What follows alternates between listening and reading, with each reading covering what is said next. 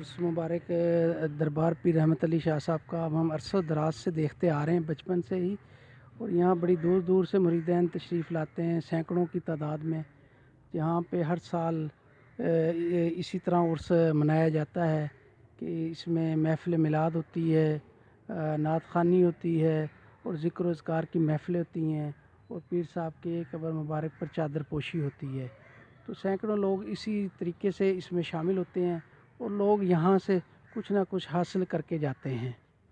जी, ये पीर रहमत अली शाह साहब का जो है 71वां उर्स मुबारक हुआ, बड़ी शान शौकत के साथ हुआ। इस उर्स में इनके जो मुरीदीन और खिदमत बड़ी दूर से तशरीफ़ लाए थे और बहुत बड़ा जमे गफ़ीर था लोगों का। लोग यहाँ पे मजहबी वाज़ की जो महफ़िल भी हुई, महफ़िल समा भी हुई और लोगों का जो जश्न दीनी जोश व जज्बा बड़ा देखने के काबिल था। लोगों के ईमान को बड़ी तरावट मिली और ऐसी मजहबी जो तकरीबात होती हैं हमारे ईमान को ताज़ा करती हैं और ये होनी चाहिए। बहुत ज़बरदस्त प्रोग्राम था।